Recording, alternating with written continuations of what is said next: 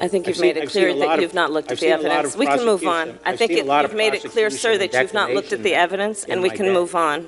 Let's take a look at this full exchange. Remember, when watching this, Bill Barr knows Senator Harris only has a limited time to question him. Thank you, Mr. Chairman. Attorney General Barr, has the President or anyone at the White House ever asked or suggested that you open an investigation of anyone? I wouldn't. Yes or no? Could you repeat that question? I will repeat it. Yeah.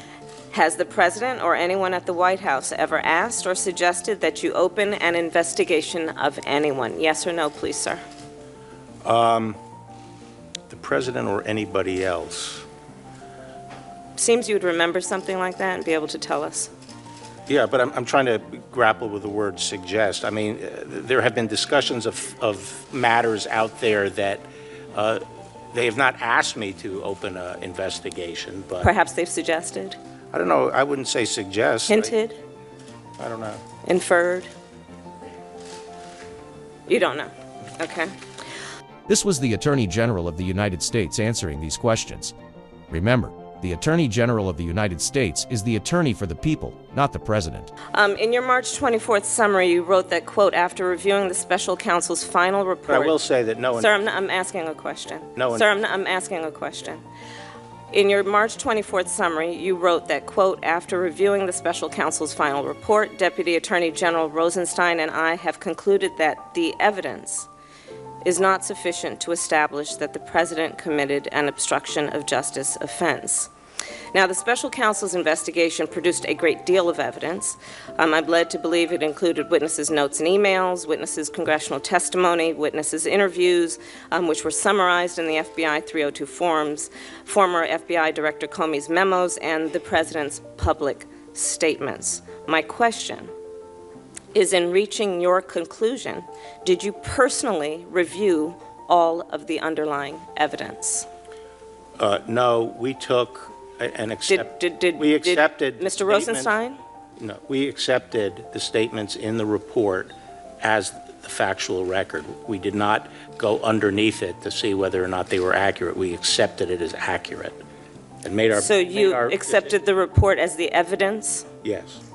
You did not question or look at the underlying evidence that supports the conclusions in the report? No. So they made a ruling about the evidence not being sufficient, but they did not look at the evidence. Does this seem right to you? Senator Harris clearly finds a problem with it. Did Mr. Rosenstein review the evidence that underlines and supports the conclusions in the report, to your knowledge? Not to my knowledge. We accepted the statements in the report, and the characterization of the evidence is true. Did anyone in your executive office review the evidence supporting the report? No. No. Yet you represented to the American public that the evidence was not, quote, sufficient to support an obstruction of justice offense. The evidence presented in the report. This is not a mysterious process. In the Department of Justice, we have pros memos and declination memos every day coming up, and we don't go and look at the underlying evidence. Sir, would you support... We take the characterization of the evidence as true. As the Attorney General of the United States, you run the United States Department of Justice.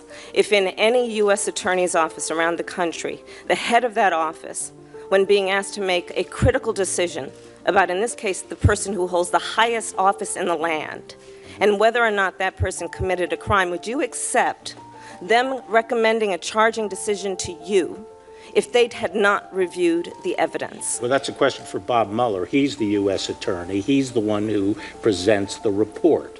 But it was you who made the charging decision, sir. What?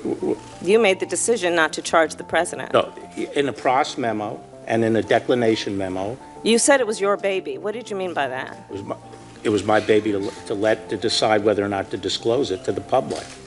And whose decision was it? Who had the power to make the decision about whether or not the evidence was sufficient to make a determination of whether there had been an obstruction of justice? Prosecution memos go up to the supervisor. In this case, it was the Attorney General and the Deputy Attorney General who decide on the final decision. And that is based on the memo as presented by the U.S. Attorney's Office. I think you've I've made seen- it I've seen clear a lot that of- you've not looked at I've the seen a lot evidence. of We can move on. prosecution. I I've think seen a lot of you've made it clear, sir, that you've not looked at the evidence, and we in can my move day. on. What a joke. He was just protecting the president instead of working for the people.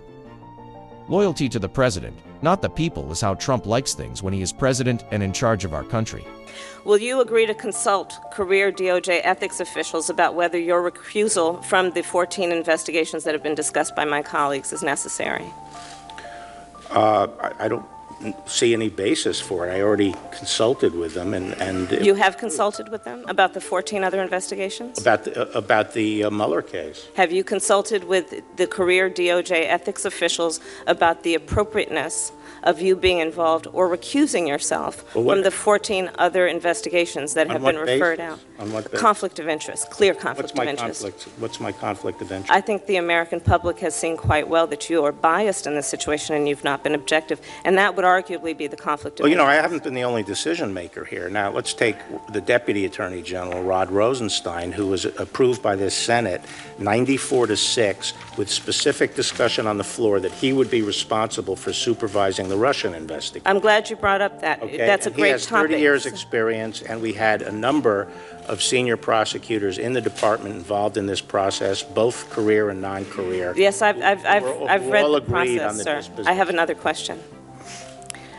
And I'm glad you brought that subject up because I have a question about that. Earlier today, in response to Senator Graham, you said, quote, that you consulted with Rosenstein constantly, unquote, with respect to the special counsel's investigation and report. But Deputy Attorney General Rosenstein is also a key witness in the firing of FBI Director Comey. Did you consult Well, that's with I'm not finished. Yeah. Did you consult with DOJ ethics officials before you enlisted Rod Rosenstein to participate in a charging decision for an investigation, the subject of which he is also a witness? My understanding was that he had been cleared already to participate in it by the... So you had consulted with them and they cleared it? No, I think they cleared it when he took over the investigation. Did you That's my consult? understanding. You don't know whether he's been cleared of a conflict of interest? He would be participating if there was a conflict of interest. So you're saying that it did not need to be reviewed by the career ethics officials in your office? believe to it- I determine believe if it was was- appropriate? Well, I believe it was reviewed, and I And what would was the also finding? point out this seems to be a bit of a flip-flop, because when the president's Sir, supporters the were challenging flip-flop, I think, in this Rosenstein... case is that you're not answering the question directly. What? Did the ethics officials in your office, in the Department of Justice, review the appropriateness of Rod Rosenstein being a part of making a charging decision on an investigation which he is also a witness in? Yeah, so, as I said, my understanding was he had been cleared, and he had been cleared before I arrived. In making a decision on the Mueller report? Yes. And the findings of whether or not the case would be charged on obstruction of justice? He had been cleared on that? He was the acting attorney general on the Mueller investigation. Had he been cleared He had been. To make- I am. by your side, a I am decision informed. I am informed that before I arrived, he had been cleared by the ethics officials, of what? serving as acting attorney general on the Mueller case. How about making a charging decision on obstruction of justice? That is the what the underlying acting offenses, which include him as a witness. You know, that's what the acting attorney general's job is. To be a witness and to make the decision about being a prosecutor? Well, no, but to make charging decisions. I have nothing else. My time is right out. Thank you. So basically what Bill Barr was not saying there is he thinks it is okay to be in a position to charge someone of a crime and to also be a witness in the same investigation. Clearly a conflict of interest and just common sense.